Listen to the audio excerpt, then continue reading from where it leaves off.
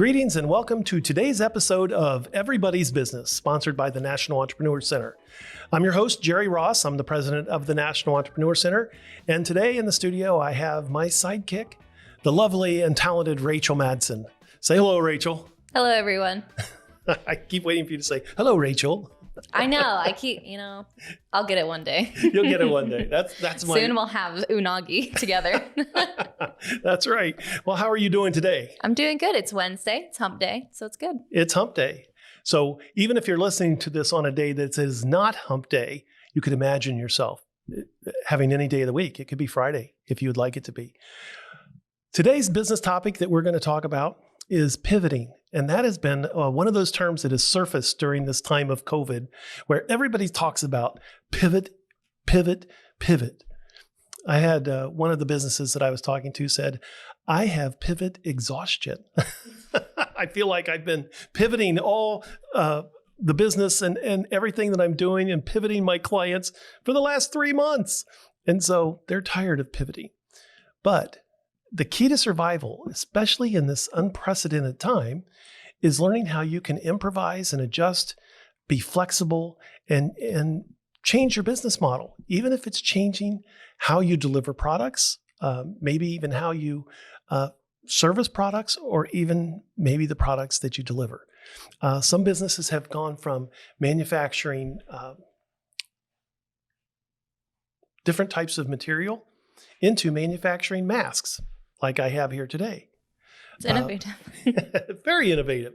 You may have seen the designer masks that people are getting. Oh, yeah.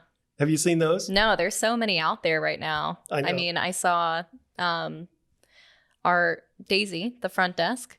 She even did Dr. Seuss. Yeah. Throwback.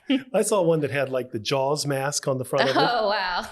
And so there are businesses that are finding new ways to attract customers and provide. Stay alive. Yeah, and to stay alive during this crazy time when maybe the retail operation isn't happening. I was talking to a client over in Trinidad and Tobago that were talking about their cocoa beans. That they had a cocoa shop where people would come in and order different types of material to make cocoa. And with their shop shut down, they pivoted to doing only wholesale and selling to bakers and people who were buying their cocoa to make brownies and cake mixes and those kind of things. Oh, wow. And they had found a market that they hadn't really been ignoring. Here in the mall, I was walking down the mall, a few days ago, and I saw a vending machine for PPE products. Oh, yeah. And so here's someone in the vending business, and they're pivoting what products are in the vending machine to adapt to the marketplace. And that's the key for any small business, to keep an eye on the market, to see what the market is doing and predict where they may be, not necessarily where they are today, but where they're going, and get there first to service the market. And so whether you're suffering from pivot exhaustion or not, whether it's Monday or Friday when you're listening to this, you need to think about how you can pivot your small business, improvise in how you're delivering products to your clients, but also be flexible to hear what the marketplace is seeking and searching for, and to make those changes in a way that you can deliver the product to the customer that has the need at the time they need it at a price they can afford. And so pivoting is a good thing, especially in an unprecedented time. I also saw a gentleman out there that had put all of his office needs, his computer, his phone, all of the chargers together in one suitcase, almost like he was traveling. And he rolled into the mall and opened up and set up shop right there on a bench in the mall, and tapped into the Wi-Fi that we offer here for free for folks that are visiting the National Entrepreneur Center. And here he was having access to high-speed internet and operating his office in a bench in the middle of the mall. And so that's being creative, that's being flexible and adjusting to what's required, not only to survive, but to thrive in a crazy time. No, yeah. With, I forget, it was the finches and the Galapagos. Yes, that island. That island. Those finches changed their beak shapes to adapt to the different environments, so they survived. And And other birds didn't. So they made it. So it's important to adapt to the environment around you. And that's what businesses are doing now. And it's the creativity of entrepreneurs that are making that transition in a way that not only their business will survive, but thrive. Let's talk about who we're going to have today. We have Lois Perry. She's our chapter chair of SCORE Orlando. Oh, yeah. I've worked with Lois quite a bit. You may not know this. Lois was one of the chief marketing officers for Chuck E. Cheese. Oh, and so wow. I tease her and call her Chuck E. Cheese's mom. I could see that. I can hear her laugh in my head. That's right. And she has quite the accent. She does. I'm sure our listeners are going to enjoy coming up right after this. The National Entrepreneur Center has made it easy for you to learn business principles from anywhere at any time with NEC Online. As a supplement to all the great resources at the National Entrepreneur Center, you now have free access to over 300 learning modules that you can access at any time. Thanks to the generous sponsorship of Wells Fargo and our partnership with The Lonely Entrepreneur, you can access this powerful online learning platform for free. Learn on your own time and at your own pace. Access product reviews and participate in weekly group coaching opportunities. Right now, the only thing missing is you. So check out our online learning platform today at nationalec.org. That's nationalec.org. Did I mention it's free? Welcome back. Today we're with Lois Perry, who is chapter chair of SCORE Orlando. SCORE is a nationwide volunteer organization that provides mentoring and education to small businesses all over the country.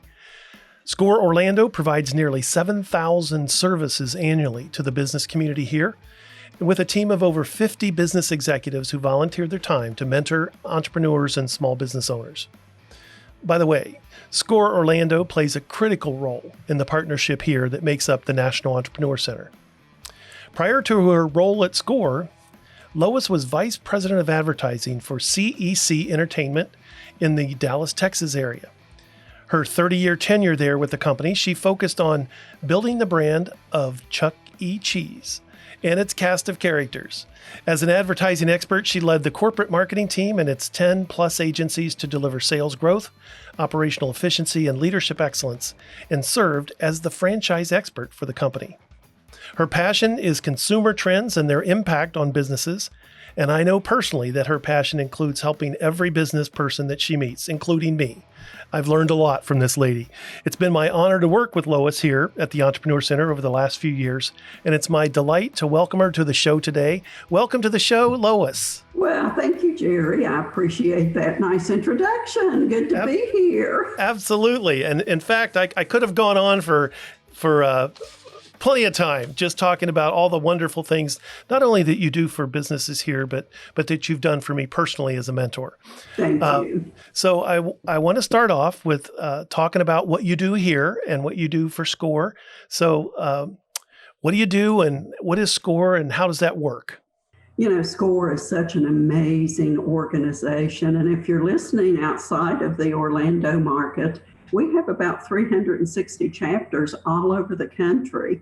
So most places that you live, you're going to be able to find a local SCORE chapter. So you're not, wherever you are, you're not far from a SCORE chapter. That is exactly right. That's exactly right. And if you go to the national website, score.org, there's find a branch or find a location near you, and it's zip code driven. So it'll tell you what the closest is. Now, if you're still a ways from that, any of the chapters are willing to help you. Of course, during the days of COVID, most of us are working virtually anyway. But regardless, if you're not real close to a SCORE chapter, any of us will help you via Zoom, via phone calls, via email. You know, the world's gotten much smaller during COVID, and it's has connected all of us. So as Jerry said in the intro, SCORE, our two missions is to educate. We provide a lot of business education, and the SCORE Orlando chapter is definitely all over that. We did about 170, I think the official count was 169 seminars during our fiscal 2020, which ended October 1st. Wow. And we're on task to do that, if not succeed it. So let me go back to 169 seminars in a year. Yeah. And so there's only 52 weeks in a year. And so you're doing about 3 a week on different business topics? Exactly. We will always have our core classes, such as how to start a business. We want you to get started on the right foot, how to market a business, how to write a business plan, how to do a financial plan, which is the weakness for entrepreneurs. They just don't embrace their numbers like they should. And sometimes it's about injecting some reality into those estimates. That's exactly right. And that's the second part. That's the mentoring. And that's what we do. You get started on your business plan, then you get an appointment with a mentor. And we'll go through, and I don't want to say poke holes in it because it's not in a negative way, but just review this to make sure you are looking at reality. When I have someone come through the office looking for venture capitalists because they're starting an app and they're going to do $10 million the first year, we need to have a reality check on that. That's so important to have somebody outside your circle that is going to inject that reality, because sometimes if you're going to the people you love, they're saying, oh yeah, we want to encourage them and we don't want to disappoint them. And so they're encouraging someone on an idea. But someone outside that circle can have a perspective that says maybe you need to think about some other things as well. Yeah, we have a running joke around our office that, of course, we track the number of services that we provide. We probably ought to track how many businesses we prevent from starting. When you work with someone for 6 months and they call you in tears because they feel like they're letting you down because they've decided not to proceed, that is a huge success, because we don't want anyone to invest their own or others' money into a business that's really not viable. Right. And that's why that research stage is so important. It might not be a good idea for someone that says, I want to get into the payphone business. Yeah, true. And you say, have you ever heard of a cell phone? Or we use the example, the horsewhip, going back a century ago. What if you were in the horsewhip business? What could you have pivoted to and be doing today? They get all of the leather seats and all of our nice cars that we like to drive today. Well, and that's a way to say maybe this isn't the business to start because you don't want to invest your family capital and put your credit on the line. But maybe during that process, you identify some other things that might be a viable business. That's exactly right. So those are the two big services, the education, the mentoring. And I should have added back on education, in addition to the core classes that we teach a lot of social media, a lot of digital media, because we know that's here today. It's not the wave of the future. It's today. And the nice thing, being an old-time advertiser where we spent millions of dollars on television for Chuck E. Cheese's, entrepreneurs don't have to do that today. They have social media, so they can get going with a very low to zero budget on social media. It's a completely changed world when it really you is. You can reach the world from your home. From right here. From right here. Tackle the world. Right here, listening to everybody's business. We're tackling the world. So who can come to SCORE? Anyone. We welcome anyone to come in. Of course, with COVID, we're not in person at the NEC today, which we miss. If you're not familiar with the NEC, What an amazing organization and facility. I just miss coming to the wonderful facility. But everyone is welcome at SCORE. Once we get back in person, we have walk-ins available where you can walk right into the NEC, ask to speak to a coach or a business expert, and they'll get you right over to SCORE. But until we're back into that business model, we're virtual. So if you go to our website, which is orlando.score.org, and there's a tab, find a mentor, and select, just keep going, drilling through. It's very easy to find a mentor, and you fill out an inquiry, and it gets sent to us. And I'm very proud to tell you we're one of the highest response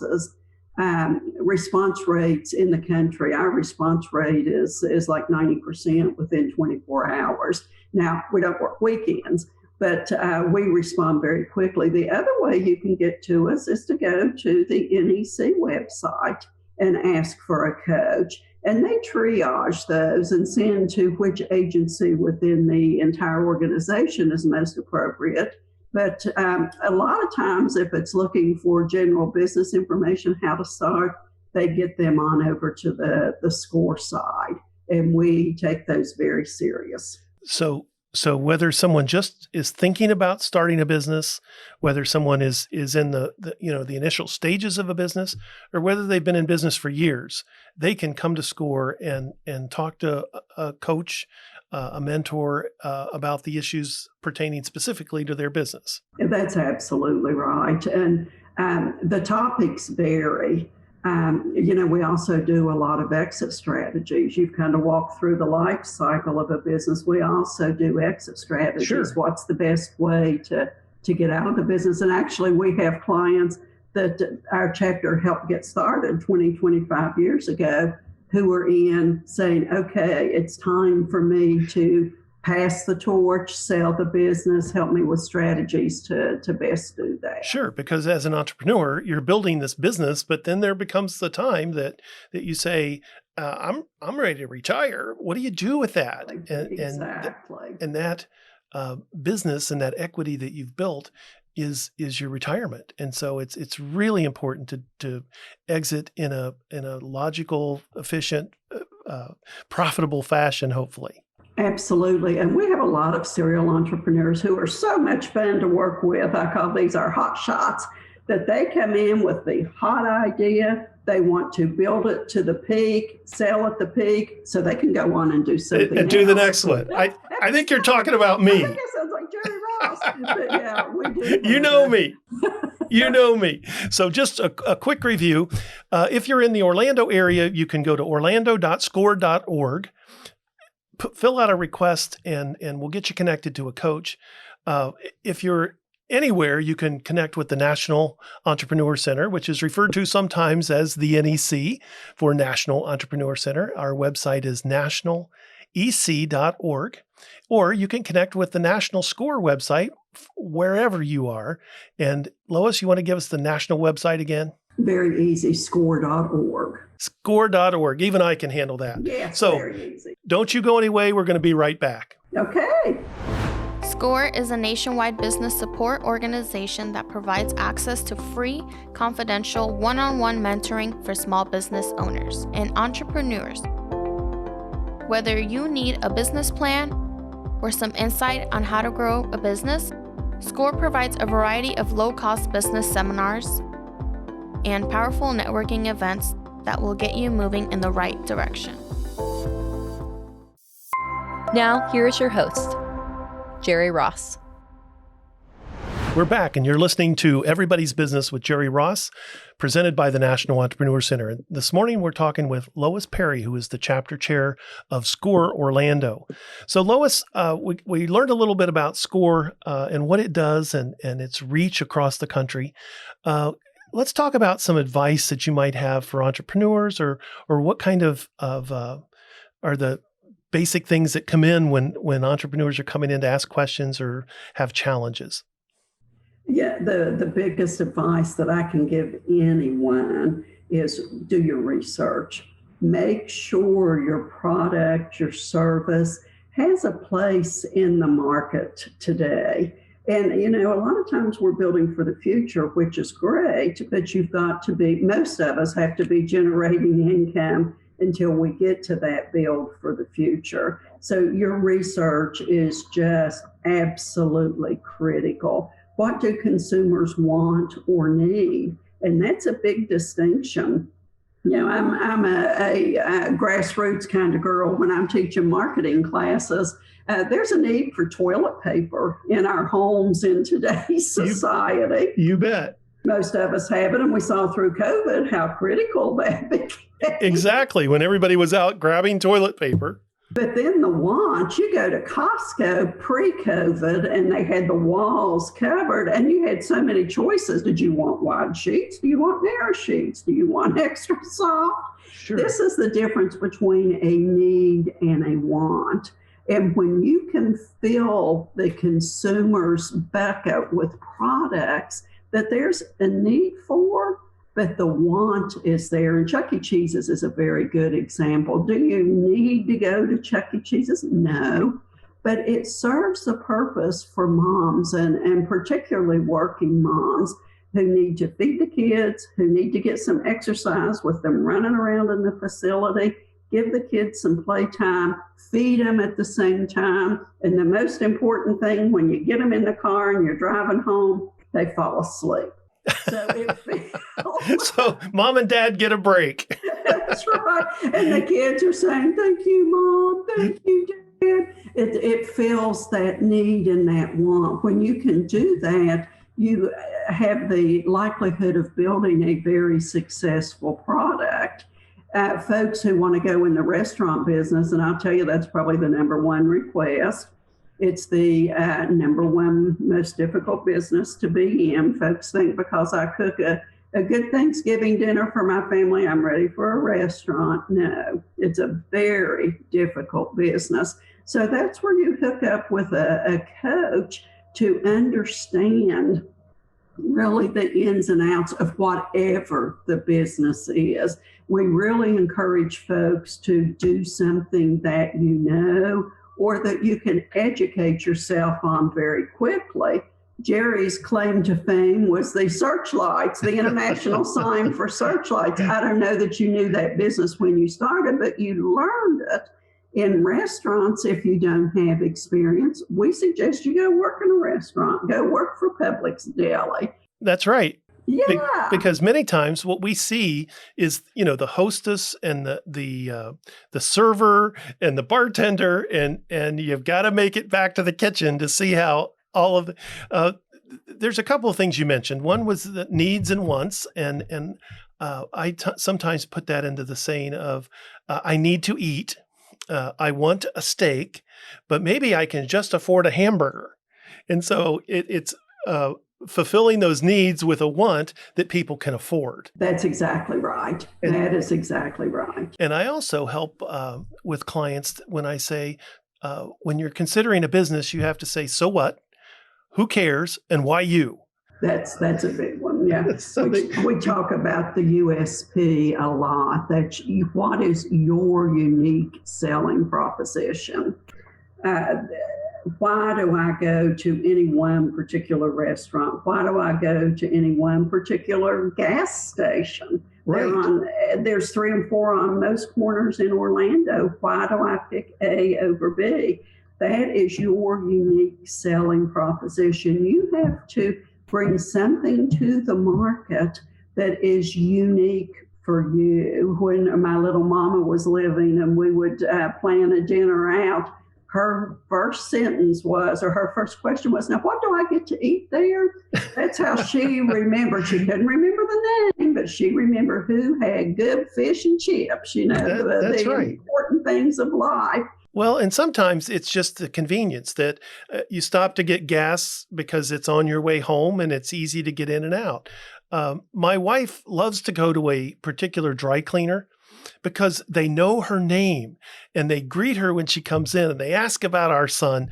And so we don't really ask too much about what the price is That's because right. because we like it there. And so sometimes people just focus on the price, and sometimes it's about convenience, it's about customer service.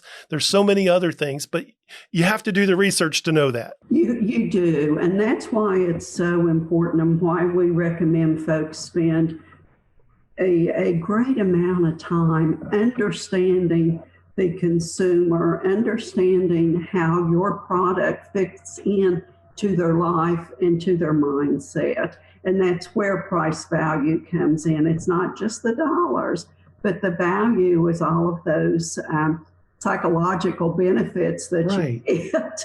It used to be just price over value. Now, all of this from convenience to friendliness to sort of all of that fits into that.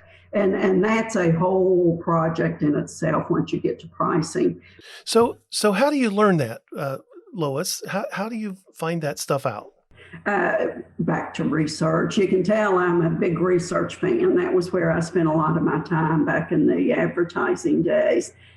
You've got to know the two things that you have to work with is knowing what the marketplace price is.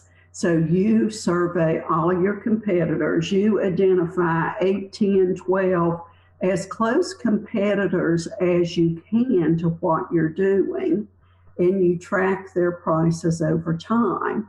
Now, when you're coming up with something that's so revolutionary that there's nothing out there, it's that piece is difficult. That's when you talk to consumers, you talk to family friends, you talk to folks about your idea and start asking, what do you think would be a good value for this? So that's the marketing side. You start from the top coming down.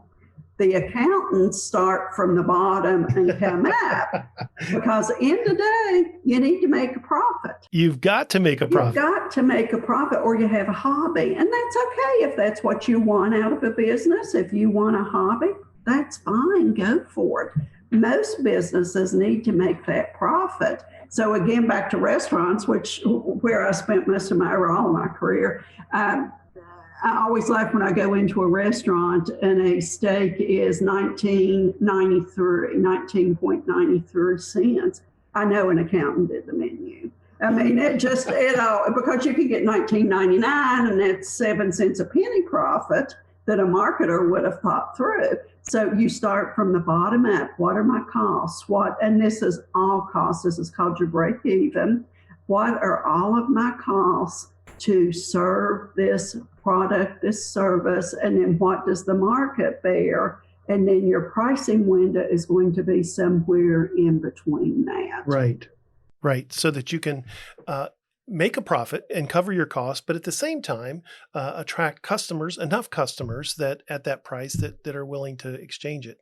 That's absolutely right. And many times that's especially hard when you're starting a business to say, I don't know what all my costs are. But a rule of thumb is it's going to cost about twice as much as you think to start, and it's going to take twice as long as you think to be successful. And so that's why it's very helpful to meet with a coach and insert that reality as you talk about how to get started. If you're in business, you have some financials that you can bring and share. And so that gives you some historical data on how you're operating. But at the end of the day, like you said, if you're not making a profit, you can't stay in business. Right. So what specific advice would you have for an entrepreneur today that's dealing with the economy, dealing with an election, dealing with lots of things that are going on in the marketplace? What are some rules of thumb for anybody out there that's running a business today? Boy, this is one of the toughest business environments that we've ever seen. And this goes to us old guys that have been around a long time and have seen a lot. Who would have ever thought in our generation we would experience a pandemic? My mother used to talk about the Spanish flu. She was born in 1919, just as that was easing up. And we're from the mountains of West Virginia. She didn't realize she even had aunts and uncles. Well, she was 4 or 5 years old because the parents wouldn't let anyone around. Everyone was so afraid. And when she would talk about that, I would think, wow, I'm really glad to be in this generation because we'll never face that. We never have to deal with that. And here it hit us face on with no warning. There was no business plan that said, get ready for this. Right. It was in none of our plans for 2020. And you've got to plan. You've got to stay close to your numbers. And this is the weakness with entrepreneurs. They don't like to do their numbers. They don't like to do those spreadsheets. We had folks when COVID started that had 10 days of cash flow. Of course, they didn't make it. Right. The rule of thumb is you should have 6 months of operating capital. I know with startups, that's next to impossible. The other thing with entrepreneurs is it's tough to talk finances for their business without talking finances for their personal, because they've got to be maintaining that household while they're trying to work this business. So then the rule of thumb is 6 months of cash flow for household expenses, 6 months for business. Now I'm hearing some folks such as Susie Orman, who's on all the news shows talking about finances and money, for years. But she's saying, guys, you really ought to have 8 to 12 months. That's not going to be feasible for a lot of people. That's right. Just not going to be feasible, but you've got to plan ahead so that if you get laid off, a great thing for entrepreneurs, we tell them, don't quit your day job till your business is up and running. When you do your financials, you may see at 6 to 8 months, you're spending off enough income from the business that you could quit. But if you have a business that's flexible enough for you to be able to do your startup while you're working your business, that's golden. That's right. It's the planning to lower your risk. Absolutely. And so many times people will talk to me about my entrepreneurial journey, and that was such a risk. And yet what I say is that, but my wife was working. And my wife was providing the benefits and was providing the home income that could pay the rent.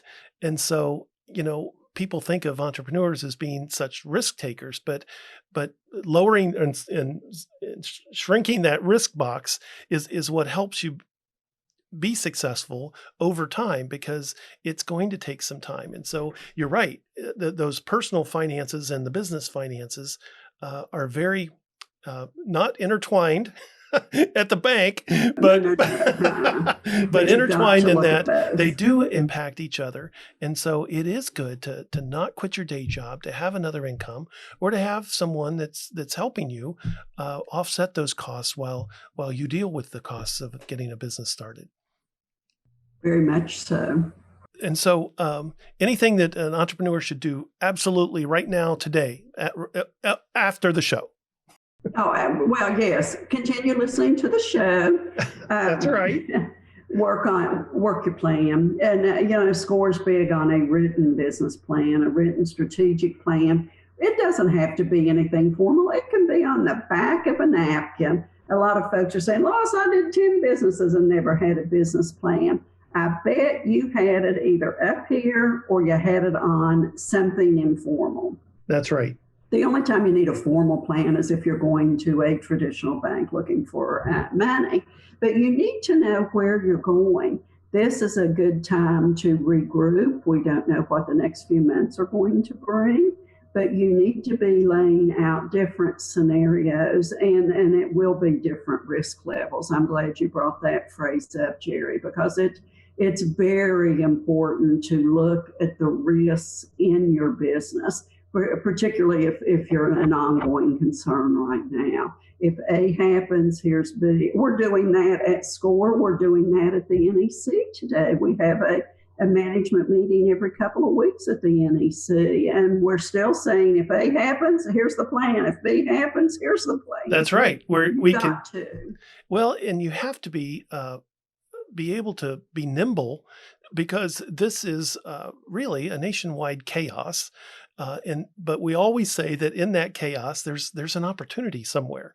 And so this might be the opportunity that a business looks at and says, okay, we've had to shrink, we've had to go remote, but maybe we embrace technology that we hadn't before. And maybe we begin serving a market that we never thought we could serve before. Absolutely. Absolutely. Well, Lois, hang on to those thoughts because we're going to take a break and hear from our sponsors, but then we're going to come back and talk specifically about some of the impacts that we're feeling right now in the economy. So don't go away. We'll be right back. Okay. The National Entrepreneur Center in Orlando, Florida has been around since 2003 and today is home to 14 business support organizations who have a single mission to help you grow your business. Through free business coaching, low-cost training, and valuable business connections, these 14 business support organizations assist thousands of entrepreneurs each year in starting, growing, and scaling their businesses. So why not visit the website at nationalec.org today or give us a call at 407-420-4848 to discover how you might take your business to the next level. And by the way, the National Entrepreneur Center is funded entirely through local sponsors, which include Florida Blue, Fifth Third Bank, the Orlando Magic, and Seacoast Bank, just to name a few. So let's get connected today and get growing. Check out our website at nationalec.org. And we're back. We're talking with Lois Perry, who's chapter chair of SCORE Orlando. Lois, let's talk about COVID. That's on everybody's mind. I've been playing COVID bingo with the amount of people that talk about pivoting and all of those COVID-related terms. What's your thoughts on the whole experience? Well, I'm so tired of those buzzwords. I'm now saying that just the headwinds that we've been facing, and they are immense. They are absolutely immense. The good news, anytime you face any type of a crisis, and I'm going to put this in the category of a crisis that none of us anticipated, good things come out of it. I had a Zoom account for 18 months that National set up. I go in and look at it and I think, oh, that's too complicated. I'll do that tomorrow. I had never activated it. We had to because we had to stay alive during this time. So it's, as all of you guys know, Zoom is very easy, and there's many of them. And now you're a Zoom expert. Just look at you. Look at you. I wouldn't say an expert. You got this down. It's like, oh yeah, I have a headset here. Who would think an old That's right. chick would have that? But we have had to change. And, to be qualified to be a SCORE mentor, you have to have some pretty vast experience because we want the best of the best. Sure. So that means most of us are a little bit older. So to get these folks to embrace technology, they were scared to death. I remember the first membership meeting, I'm talking a little bit and then pull up a PowerPoint and it shows up on their screens. They're like, whoa, they thought I was an absolute magician to be exactly able to do that. Now they're all doing it. The big thing that happened for us is we went to our sponsors and said, entrepreneurs cannot afford to pay for classes right now. And ours were only $35 to $40. It's not like taking a class at a college, but entrepreneurs were saying, we don't have that right now. So we went to our sponsors and said, can you help? And they said, absolutely. So they helped with funding. So all of our classes through at least the end of 2020 are free and they're on Zoom. We're seeing folks from all over the country. I logged into a host of QuickBooks class Thursday night, and there's an advertising friend from Dallas on that she had been following us. So we have increased our footprint, which is nice. Every class you pick up clients out of, so our clients are up. But when we look at our numbers for 2020, it's a tale of 2 years. It's pre-COVID, post-COVID. Post-COVID, our education was up 123%. That was the number of sets of eyeballs tuning into a Zoom class to learn something. Right. And that's what we encountered as well with our the National Entrepreneur Center online. people were working remotely. They weren't traveling. And so they did have time to engage online and learn the technology that, like you said, has been out there for a while, but we maybe haven't embraced it in the way that we are today. Exactly. So technology has definitely been our friend. Of course, we all have little glitches. We've even had a couple of faux pas in our house when I thought I was on mute. And my husband comes through the kitchen and I said, "It's okay, I'm on mute." And he comes over the computer and leans in. He says, "I want to see a computer strong enough to put you on mute." And everybody starts laughing. Of course, I wasn't on mute. So we've all had the little faux pas. Luckily, mine haven't been nearly as bad as I love what that. you see in social media. But technology has been wonderful. It has. It has also allowed our mentors to run their own practice, if you will. Instead of scheduling them saying, "You will be at the NEC on this date and here are your appointments for that day," we refer the clients, once they've been triaged, we refer them to the subject matter expert. Then that person calls them and they come up with a mutual time for either a Zoom, a phone call, or get an email relationship. And it's empowering to our counselors. You wouldn't think of that, again, with the experience base we have. But they are really enjoying that. So our mentoring is up 25-30% post-COVID. Our education is up. So we've ended up with a very successful year again at SCORE Orlando. Well, and what I've also found personally is without having to do that traveling back and forth to appointments, to be able to do that remotely has allowed me to fit more into each day, because I'm not spending a lot of time on the road. What was your biggest surprise during the shutdown? Whoa, the length. You know, when we closed the office on March 13th, I'll always remember that date. Our admin, Pat, and I, we kind of closed down thinking 2 weeks and we'll be back. Who would have thought here 6-7 months later that we're still in this environment? And the scary thing to me is we don't know the end. The smart people in my life that I go to, I'm asking them, when do you think it's going to end? And, you know, we can hypothesize and chat all day long. We don't know. We just don't know. And that's the scary thing. There's a lot of uncertainty out there. Very much so. Not only about COVID and when we're going to open, but the amount and the impact that COVID has had. Like you said, we thought maybe it's a couple of weeks, maybe it's a month. And now 7 months later, you say, how could anyone have planned for that? And so what are all the ramifications going to be? And so I think that we're still very uncertain about what the future might hold. And the only certain thing is that things are going to change. Correct. And until we get a bona fide treatment plan and a vaccine, I really think it's going to take the two going hand in hand. We're not going to be out from under this. I know people that seriously haven't left their house since March. Right. They are so afraid of what germs are out there. Our daughter is a doctor's office nurse. They're concerned what happens when COVID meets seasonal flu. And you can argue that. A lot of people think seasonal flu won't be as bad because we're all wearing our masks, we're scrubbing our hands, we are social distancing. I think we're seeing in most cases, of course, exceptions to everything, people, their concern is very heightened.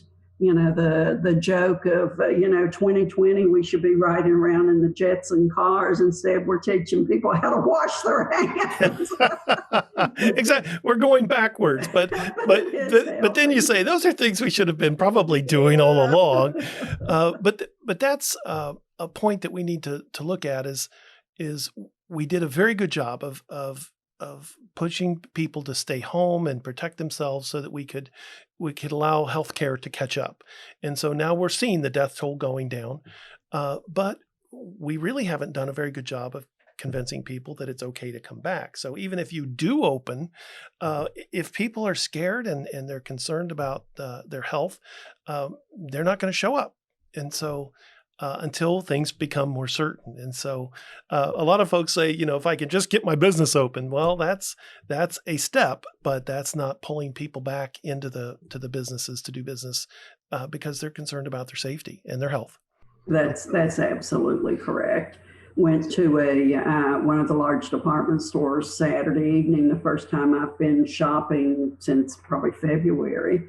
And it's one that's known for nice service, and I had to hunt someone down to take my money. It's just breaking my heart. And of course, restaurants are just desecrated. And seeing articles through the industry that 60% of independent restaurants are not going to make it through this. Right. Because again, they don't have the cash flow to sustain it.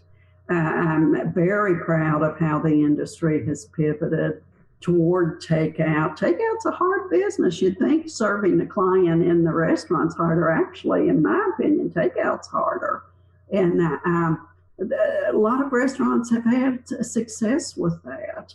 Well, and they're being creative about how they do that. And that's bringing about the new businesses of the delivery services. Exactly. Every issue that we face, there's positives that come out of it. There have been a lot of good pivots. One of our counselors works with a mattress company. They now make gorgeous masks. Think of the fabric that's on mattress covers. Right. They've pivoted that into masks and have done just amazing work with masks. Who would think you would walk into this nice department store like I did Saturday night and there's walls of fashion masks? Fashion masks, that's right. It's just such a change. Entrepreneurs are a creative bunch. They will always find a way. And so if you're listening today, find a way to pivot, find a way to work yourself through this challenging time. And one of the ways that you can find your way through is by finding your way to a SCORE chapter where you will be able to meet, talk to a coach for free, someone that's outside your circle, someone that can give you professional advice on how to get through. So one of the biggest things that we want to share with you today is you're not in this alone. You need to get engaged and connected, and SCORE is one of the great ways you can do that by meeting great people like Lois Perry. So Lois, don't go anywhere. We're going to come back and we're going to learn more about you, and we'll be right back after this. As we go through this year of the pandemic, many of us thought that would only be maybe a few weeks, maybe a month, but now that it's gone on for months, people are realizing that maybe we're not going to be doing business the way we used to. Maybe business has changed forever. Whole workforces have pivoted to working from home. Schools closed, businesses closed, live events canceled. COVID-19 has pretty much turned our daily lives upside down. Dealing with a global pandemic has also made us rethink how we do everything. Schooling our children to serving customers, it's difficult. Any kind of change is difficult. But when you add to that all the uncertainty that comes with an unpredictable virus, a virus that could be fatal, it's no wonder that folks are feeling a bit stressed these days. So if you are feeling stressed right now, it's okay. You're normal. What you need to know is that you're not alone. Most everybody today is feeling the stress of the situation. Maybe in different ways, maybe with different circumstances, but believe me, everyone has been affected. It's okay not to be okay right now. You are allowed to take time for you to regroup and to recharge. I think there are some aspects of what we've found from working remote that are good, that we've learned to use different technology. We've learned new ways to stay in contact with each other and with our clients. And I think even when things do get back to normal, whatever normal may be, that we'll find that some of these aspects of technology and video conferencing, online learning, all of those things will be carried forward into the new way of doing business. Remember, in times of chaos, there is always an opportunity.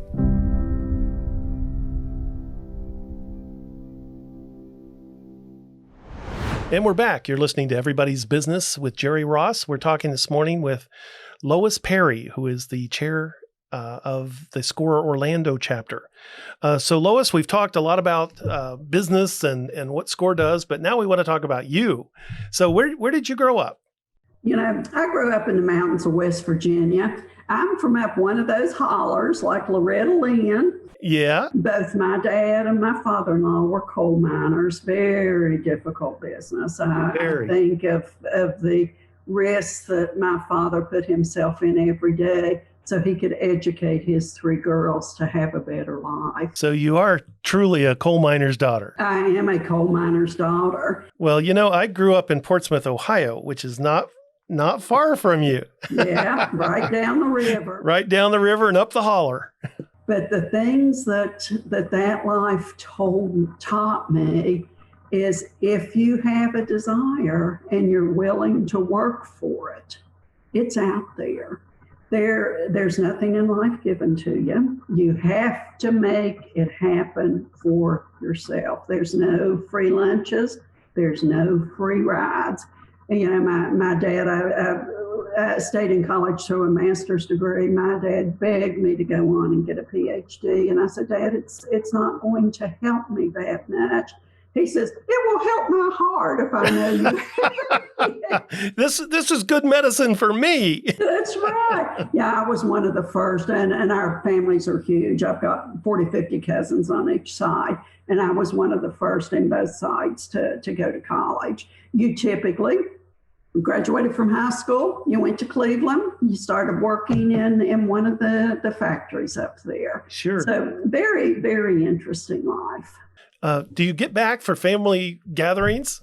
Yeah, I don't have any family left in West Virginia now, but my husband's family and my family has scattered. Yeah. But I've got a sister still in Cleveland, Ohio, so I get back there, Sure. Try to frequently. COVID's kind of slowed that down.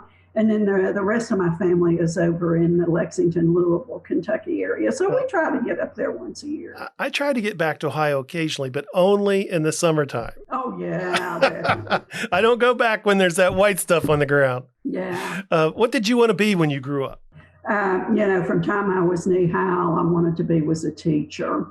And that's what I did when I first came out. I've got a master's in education administration. I was going to go on through and become a principal. Uh-huh. And then I got there and I started reading articles on what people in business make versus what people in education make. And I had an opportunity to go to work for Chuck E. Cheese's, which one of the reasons they recruited me was because of the children background. Right. So I spent my career talking to kids, talking to moms, and turned that into actionable advertising and products and services that we could execute in our restaurants. So it was a great career. Well, and you were open to that change. And so, sometimes we get into a career path, and if we're open to that experience that you had gained prepared you for that next step in your career.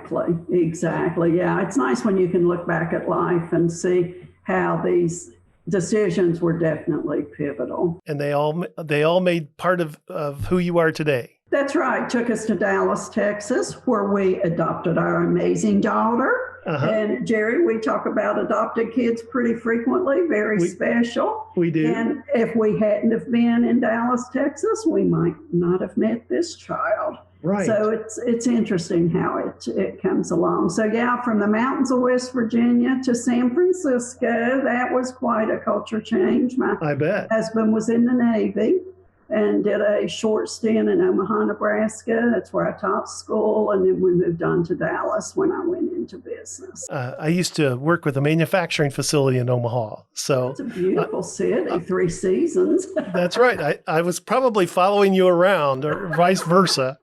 What kind of hobbies did you have growing up? Oh my, I was laughing with my husband. Hobbies is so tough for me because I was raised to work. That's what I did. Sure. And so my hobbies are taking care of my home, gardening, helping our daughter. Her life is very stressful, the life of a nurse, particularly today. So we try to help her with what we can. I like to read. There's a few TV shows that I have the guilty pleasure of watching. I think all of us have that through the COVID. Yeah. We found that. Who is a mentor or a role model, somebody that made a difference? Oh my gosh, my boss in Texas, his name is Dick Houston. He was my CMO, and he's an amazing man. The biggest leadership things that I learned from Dick is right people in the right place, set the strategy, and get out of their way. That's right. Then the leader's role is to block. Whatever hurdle comes up, you block so your team can keep driving that football down the road. It's a game of football. That's right. Which is a guilty pleasure. I love football. But, Who's your team? Dallas, the worst team in the league right now. When you're a Dallas fan, you're a Dallas fan. Well, I got to tell you, my wife is a lifelong Browns fan, so we feel your pain. Well, they seem to be doing a little bit better this year. That's right. After 40 years, it's about time.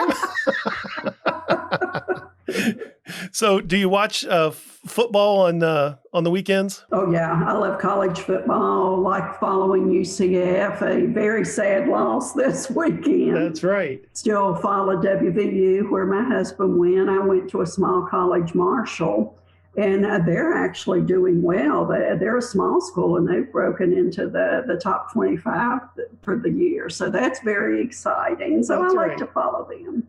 That's great. And that's also part of that benefit of what you're doing for a living. You're still teaching by mentoring. Absolutely. It involves teamwork. And so all of those things that you love to do, you're able to do here as part of the SCORE team. And so it goes back to one of those sayings, find what you love to do and then do it. And it's not work. When you find it, it's not work. That's right. It's a passion. So what keeps you up at night? Right now, worrying about the country, and don't want to get political, but I'm scared to death with this election. COVID is worrying me. We don't know what the next 6 months is going to bring. Broader, the economy, I'm very concerned about the economy for the next 6 months. I think give us, 2 to 4 years, we'll be steaming. But depending on the industry, it may take some time to get back to that point. That's right. Worrying about when is it going to be life as we knew? Will it ever be life as we knew? When am I going to be comfortable to get on a plane and take a trip to Europe? I don't know. That's right. And obviously these are all first world problems. There's a lot of big issues in the country, in the world that we all think about. But closer to home, I tend to focus on things that I can have an impact on. Sure. So things really you can control. Exactly. Really worrying about my people. One of my counselors lost his 81-year-old father this last week to COVID. Breaks my heart. Yes. Very, very difficult. But just worrying about our country, our businesses, our people. Sure. And that's what dealing with small businesses, that's what we do. We worry about how we can help people, and many times it's those things that you say, there's a lot of moving parts, and so you help where you can. And so if you're listening today, you need to look at your business and look at those things you can control and that you can impact, because those are the things that you can spend your time on to improve and to survive, so that when we do come back and the economy does come back, you're ready. Yes, absolutely. Good advice, right? Good advice. Good advice. Well, I'm not going to quit on that, because usually I say, okay, we're going to quit on a winner. But what I want to do is come back and ask you about some of your preferences, and we'll get to that right after this. The Nash Entrepreneur Center is a public-private partnership that is dedicated to promoting the growth and development of small businesses. The center is home to a variety of independent nonprofit organizations that offer free business coaching, low-cost business training, and powerful networking opportunities. Since 2003, the National Entrepreneur Center has successfully provided economic development through small business development. Anybody can connect with the National Entrepreneur Center by visiting the website at nationalec.org. That's nationalec.org to connect with resources that are great for everybody's business. We're back. We're talking with Lois Perry, who is the chapter chair of SCORE Orlando. Lois, I want to ask you a few closing questions. And one of them is, if you were president for a day, what would you do? Whoa, that's a big one. And you have full 24 hours. I'm not trying to cut you short. That's about the amount of time our leaders have had to do change. I mean, that's tough. I would focus on the economy. Yes. I wish I had the answer, but we've got to get this economy stabilized and moving. And so what do you see for the future of small businesses? Oh, long term, it's going to be great because small businesses is what runs this country. It's not the large corporations. It's all of the small businesses out there. But you got to take care of yourself for this next year or two to make sure you're there to reap those rewards. But they're going to be there. Well, and that's another point I think people forget is as a leader, you're under a lot of stress and you've got, especially if you've got employees and they're under stress and they're worried about what's going on. But you as a leader need to take care of yourself. And that's, your mental health, your physical health, because if you're down or if you're in the hospital, you can't be there to help the business. And so taking care of yourself is not one of those guilty pleasures. It's one of those necessities to say, as a leader, and stress does have an impact. They've got to find a way to keep their mental health as well as their physical health. Absolutely. Very good advice. All right. I'm going to ask you the rapid bingo questions. What is your favorite dessert? Ice cream. What kind of ice cream? Any kind. Cold ice cream, right? Frozen. What's your favorite movie?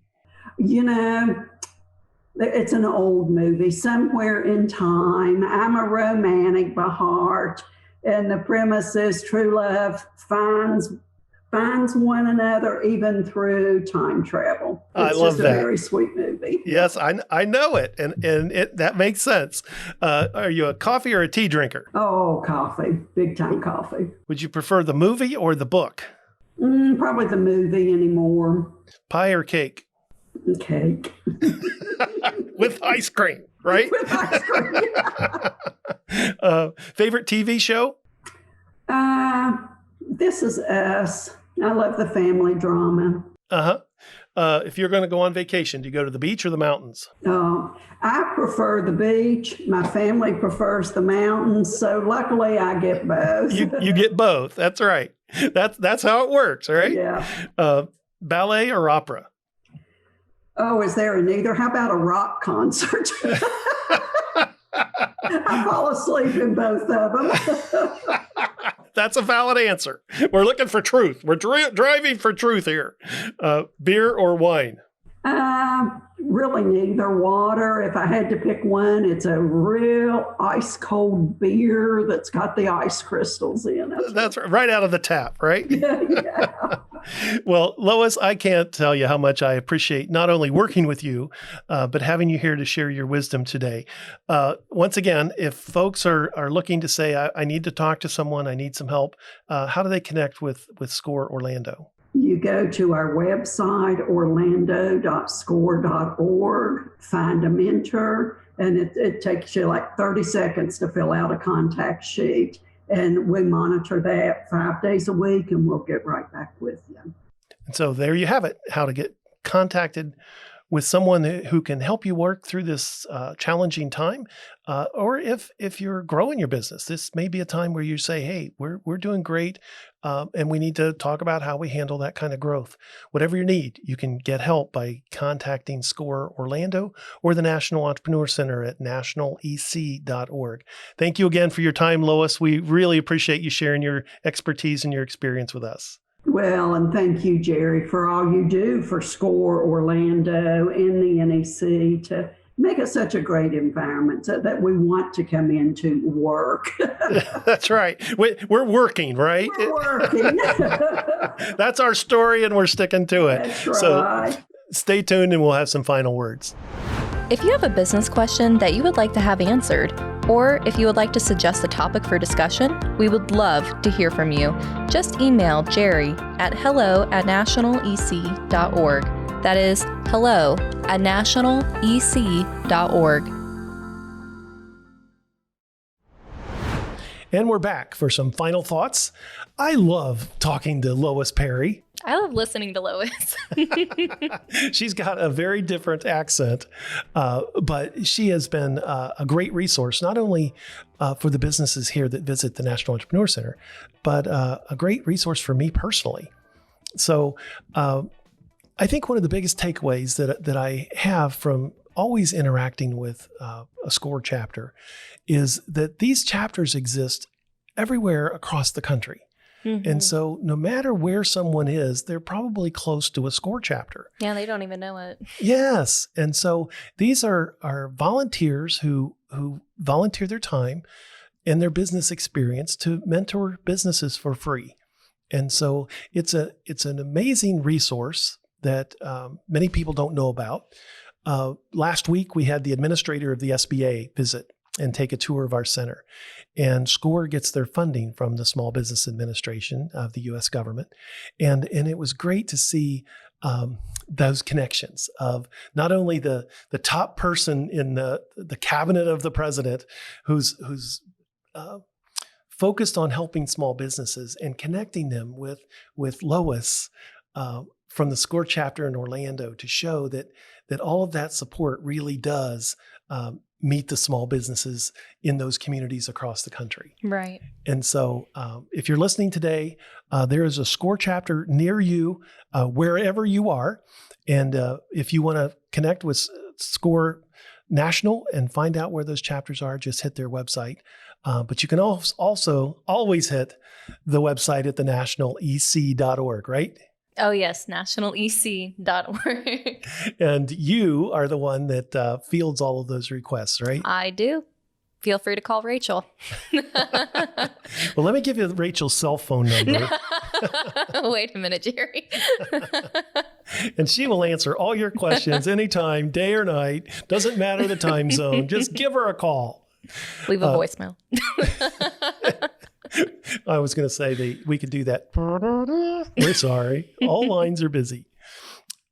Anyway, back to SCORE. They are a great help. They're there to help you and service your business. And the best part is it's free.